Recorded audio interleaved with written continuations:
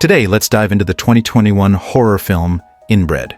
The story begins with a group of juvenile offenders arriving in a small town for community service. To ensure their full focus on rehabilitation, Jeff confiscates everyone's phones. Their task for the day is to clean up an old house in front of them. However, upon entering, they find the house to be dilapidated and utterly uninhabitable. Any initial enthusiasm quickly vanishes.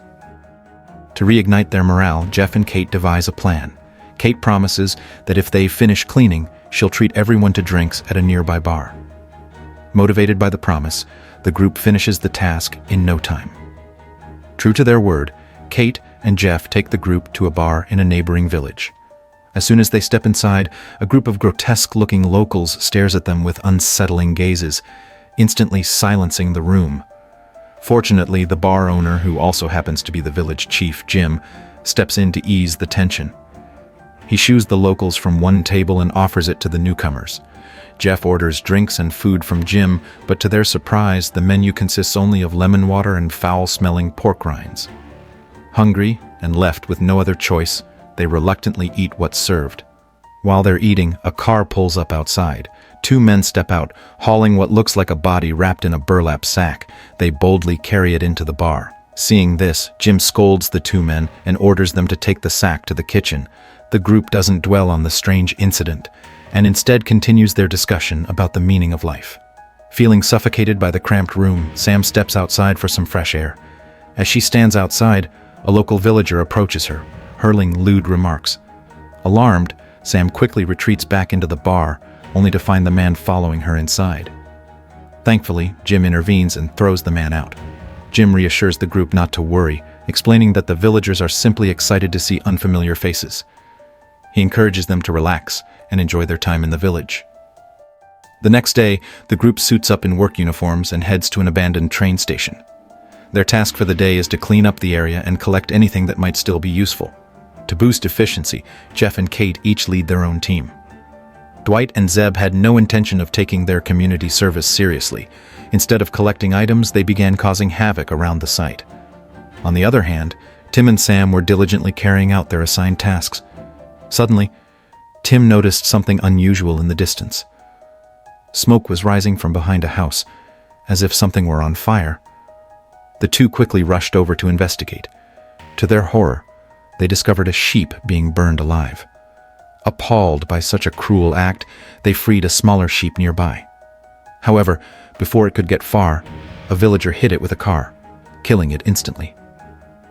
Shaken, Tim and Sam hurried back to the train station to tell Jeff and Kate what they had witnessed. Before they could relay the information, the locals appeared and captured both of them. The man leading the group turned out to be the same villager who had harassed Sam outside the bar the previous night. At this critical moment, Kate ambushed the villager from behind, taking him hostage and demanding he release Tim and Sam. The commotion caught the attention of the rest of the group, who rushed over to help. To prevent the situation from escalating further, Jeff convinced Kate to let the man go. However, the villager accused them of stealing their tools and demanded them back. Jeff returned the items and ordered the villagers to leave.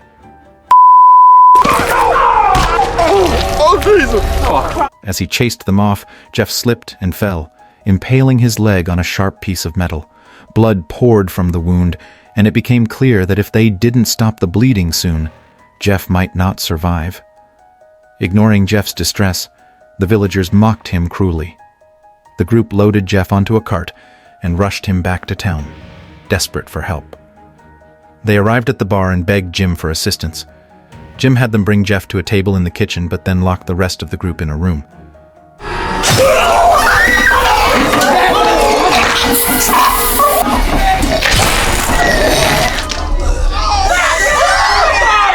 Realizing the severity of their situation, the group began to piece it all together. The entire village was filled with monsters in human form. There wasn't a single good person among them. Jim and the villagers soon returned, randomly selecting Zeb. Terrified, Zeb could barely stand as the villagers dragged him to another house. Inside, they pinned Zeb to the floor, securing his limbs with metal restraints embedded in the ground. Jim, now dressed in theatrical makeup, assumed the role of a twisted host. After introducing the show to the villagers, a man wearing a bucket on his head appeared, pulling a cloth off Zeb to reveal him to the crowd.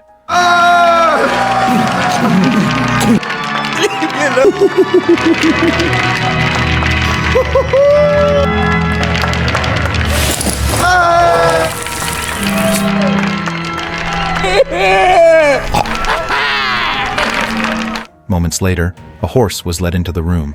A woman paraded the horse around Zeb, and the villagers eagerly anticipated what was about to happen.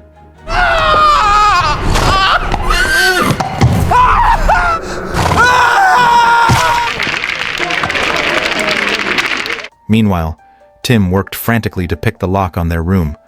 Within moments, he succeeded, and the group made a break for it.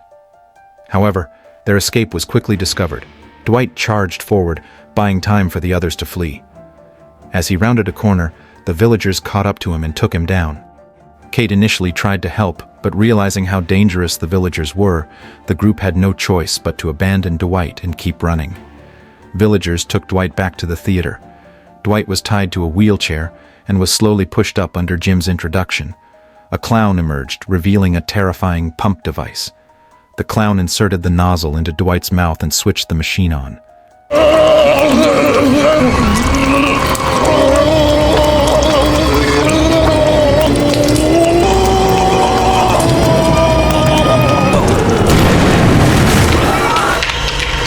Meanwhile, the others managed to reach their car and prepared to escape the nightmare. As they drove off, a villager suddenly appeared in the middle of the road, armed. However,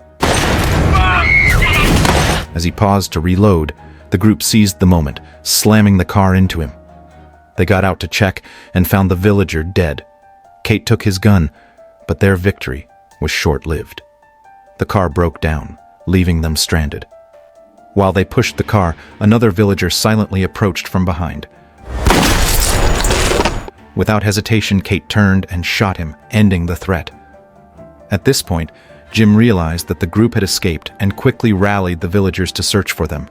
Just as they were about to spread out, a car sped toward them. Those too slow to react were flattened into unrecognizable heaps. A villager cautiously approached the car to investigate, only to discover it was empty. The gas pedal had been jammed down with a tree branch. Meanwhile, the three survivors were running for their lives.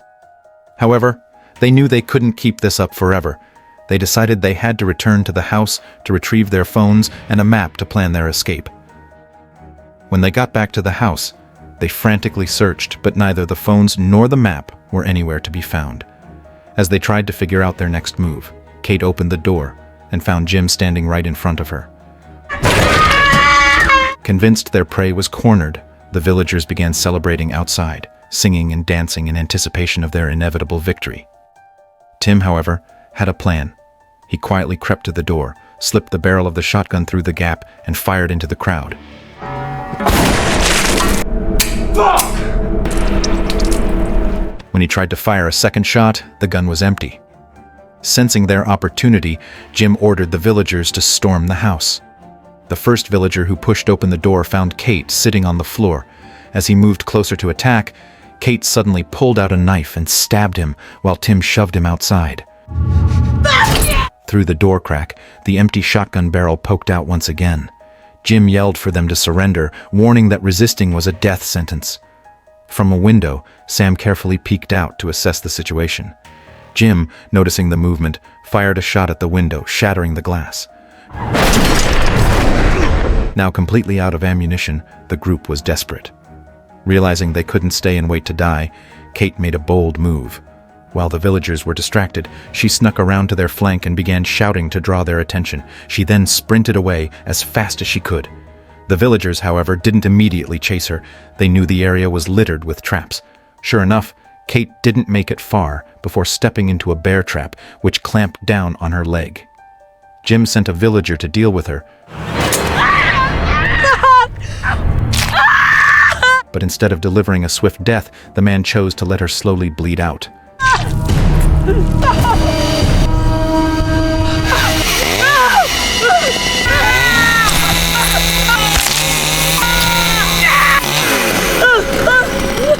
At this time, Tim discovered the basement here and found a large amount of foreign liquor here. At this moment, he suddenly had a bold idea. He then broke a few bottles of foreign wine and went up to Sam to tell him that he would lead all the villagers to the basement so that Sam could take this opportunity to escape. The villagers all entered the house, heading straight for the basement. Hiding behind a door, Sam seized the opportunity and slipped outside unnoticed. Seeing that all the villagers had come down, Tim decided to die with them. Just as Tim was about to ignite the alcohol, he realized that no matter what he tried, it wouldn't catch fire. That's watered down piss, lad. You're on punch. Fuck!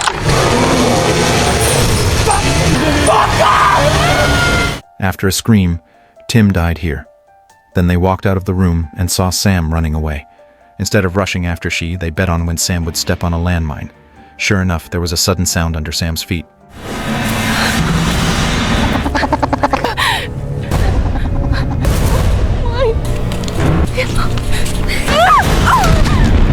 The film ends here.